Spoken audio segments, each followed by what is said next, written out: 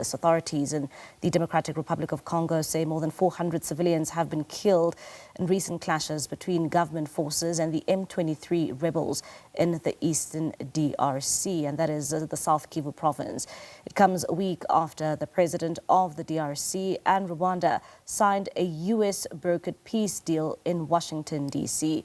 Now, M23 rebels are now controlling the strategic city of Uvira, which borders Burundi. The DRC accuses Rwanda of continuing to support M23 rebels in seizing new territories.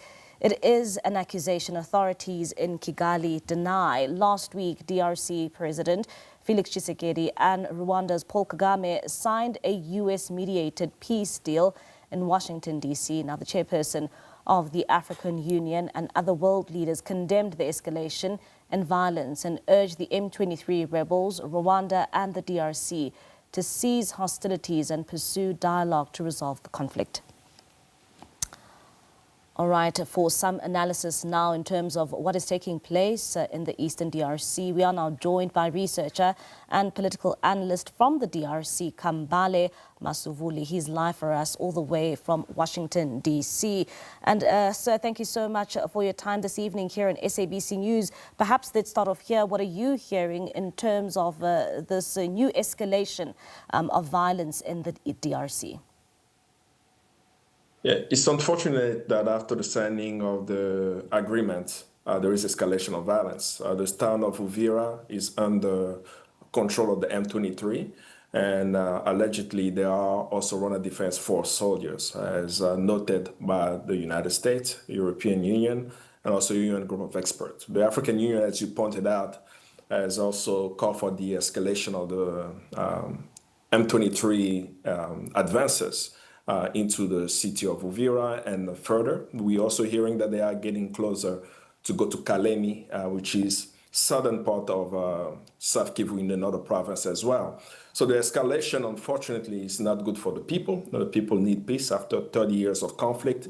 We need stability, but it was predictable actually, to see this escalation of violence because the Washington Accord, as it's been called, did not take into account one fundamental element, which is justice and accountability. Without any justice and accountability mechanism, we'll continue to see rise of violence in DRC. And we're also now seeing reports, Mr. Kambale, when it comes to some in the DRC also fleeing to a neighboring Burundi. It seems as if this is something that we will continue to see if this escalation of violence persists.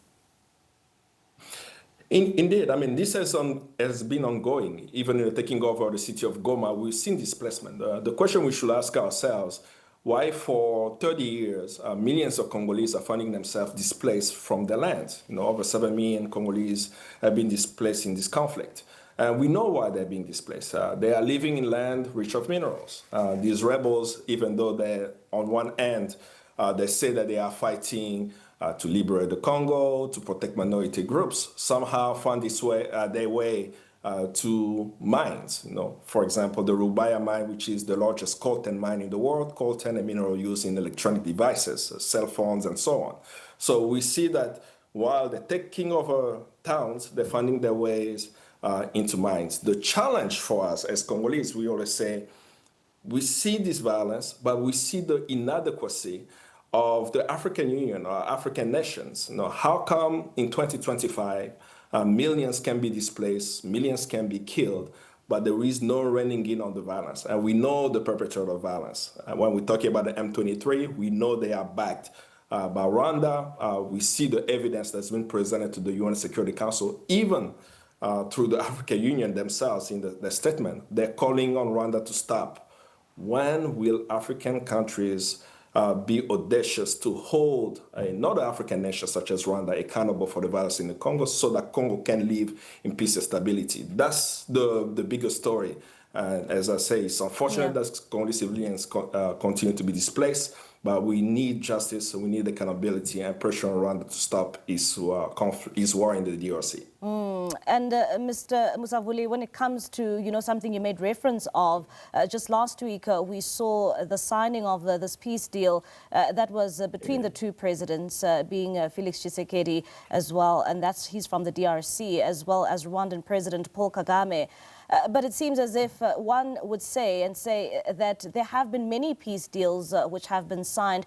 Why does it seem that it's so difficult to see stability in this region?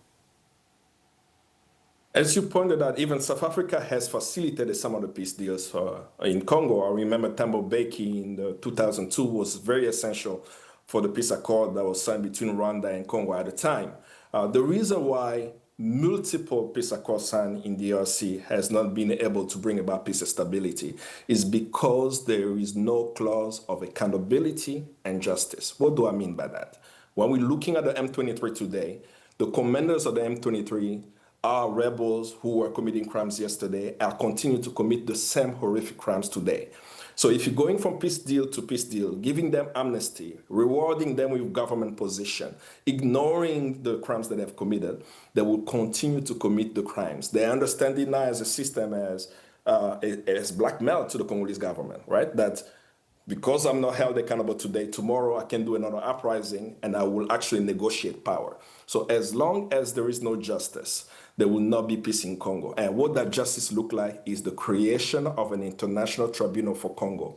This is something that the Congolese people have been advocating for 15 years, that we need a tribunal to try those who have committed the crimes, be it in Congo, be it at the regional level, Rwanda and Uganda, or be it at the international level, the corporations accountable. As long as we don't have justice, a mechanism for justice, next year we'll be signing another peace accord and wondering why peace is not holding. And it's unfortunate that we had to go to Washington to sign a peace accord rather than dealing with this issue internally on the African continent. So thank you so much for that update. That's political analyst there all the way from DRC. He is based in Washington, D.C.